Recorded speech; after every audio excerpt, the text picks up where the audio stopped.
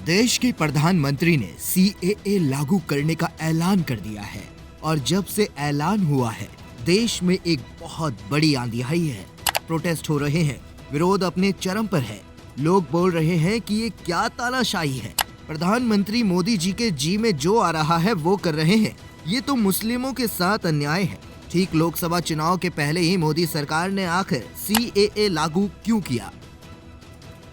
CAA से देश पर क्या फर्क पड़ेगा और नॉर्थ ईस्ट के ज्यादातर लोग क्यों कर रहे हैं इसका विरोध? मुस्लिमों को इससे कितना नुकसान होगा? आइए सब कुछ समझने की कोशिश करते हैं आज की इस वीडियो में। पहले तो आप ये जान लीजिए कि मोदी सरकार के सीएए अनाउंसमेंट के तुरंत बाद देश में जगह जगह विरोध होने लगे। सीएए के खिलाफ असम की स्टूडेंट्स यूनियन आंदोलन कर रही है। उत्तर प्रदेश के लखनऊ में भी भयंकर बवाल दिख रहा है। अगर जिन लोगों को सीएए का सी भी नहीं पता, उनको एक ओवरव्यू दे देते हैं कि आखिर ये है क्या। देखिए, सीएए एक नया कानून है और इस नए कानून में पाकिस्तान, बांग्लादेश और अफगानिस्तान से आए हिंदू, सिख, जैन, बौद्ध, पारसी और ईसाई समुदाय से संबंधित अल्पसंख्यक भारतीय नागरिक बन सकेंगे। गौर करने वाली बात है कि इनमें मुस्लिम्स नहीं है। मुस्लिम समुदाय का कहना था कि ये कानून मुसलमानों को बेघर करने के लिए लाया गया है। इस कानून में मुस्लिम क्यों नहीं है, ये आगे आपको वीडियो में हम बताएंगे।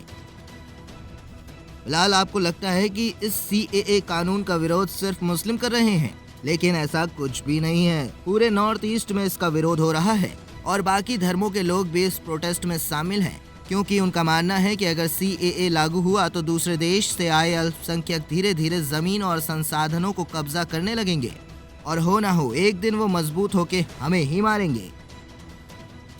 हाल ही में मणिपुर में जो हाल मैताई लोगों का हुआ था, हो सकता है वही हाल नॉर्थ ईस्ट के लोगों का भी हो। और देखो, इस चीज़ को तो मैं भी सही मानता हूँ कि अगर दूसरे देश के लोग नागरिकता लेकर हमारे बगल में ही रहने लगे तो कोई भरोसा नहीं कि कल को वो हमारा घर ही छीन ले। और ऐसा कुछ राज्यों में तो हो भी चुका है कि बाहर के लोग आके यहाँ सरकारी नौकरी कर रहे हैं। त्रिपुरा को ही अब देख लीजिए। वैसे तो त्रिपुरा में बैरोक समुदाय एक मूल्य निवासी है, सैकड़ों साल से यहाँ रह रही थी, लेकिन अब धीरे धीरे बंगाली शरणार्थी यहाँ अभी भर चुके हैं। यहाँ तक कि गवर्नमेंट जॉब के बड़े बड़े पद वही ले रहे हैं। अगर सीएए आया तो बची कुची ताकत जो भी हमारे पास है वो भी जा सकती है। कुछ ऐसा ही हाल मेघालय का भी है। अब जब पिछली बार इतने बड़े पैमाने पर इसका विरोध हुआ तो स्टेट गवर्नमेंट को डर हो गया। कुछ राज्यों की सरकारों ने तो ये तक ऐलान कर दिया कि उनके राज्य के कुछ क्षेत्रों में सीएए लागू नहीं होगा। ये ऑब्वियसली मेघालय, असम, अरुणाचल प्रदेश जैसे राज्य थे। देखिए, सीएए की सबसे पहली चर्चा 2019 में हुई थी, लेकिन उस समय इतने प्रोटेस्ट हुए, इतनी हिंसा हुई इसे लेकर देश में कि इसे तुरंत लागू नहीं किया गया। एक सवाल आपके मन में ये भी आया होगा कि आखिर सीएए लाया क्यों गया?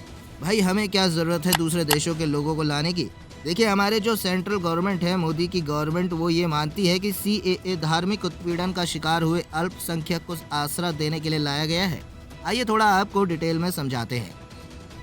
पाकिस्तान, अफगानिस्तान, बांग्लादेश जैसे देशों में मुस्लिमों की मेजॉरिटी है और जाहिर सी बात है कि मेजॉरिटी होने के कारण उनकी अपनी पसंद की सरकार चलती है और ये ऑलरेडी इस्लामिक स्टेट है। और ऐसे देशों में मुस्लिम भाग के नहीं आते, बल्कि हिंदू अपनी जान बचाने के लिए भागते हैं। दिक्कत तो वह है उसे जो इस्लामिक स्टेट में अल्पसंख्यक है, जैसे हिंदू हुए, सिख हुए, ईसाई हुए या और भी धर्म के लोग हैं। अब हुआ ये था कि मुस्लिम को भड़काने के लिए इस कानून को एनआरसी से जोड़ दिया गया था। कहा जा रहा था कि अगर एक मुसलमान एनआरसी के दौरान अपनी नागरिकता से जुड़े डॉक्यूमेंट नहीं दिखा पाता तो उसकी नागरिकता भी जा सकती है, लेकिन ऐसा नहीं है। गवर्नमेंट ने ये चीज़ क्लियर कर रखी है कि सीएए और एनआरसी जोड़कर नहीं देख सकते। आप ये आर्टिकल देखिए, सीएए और एनआरसी में एक बेसिक सा डिफरेंस समझिए।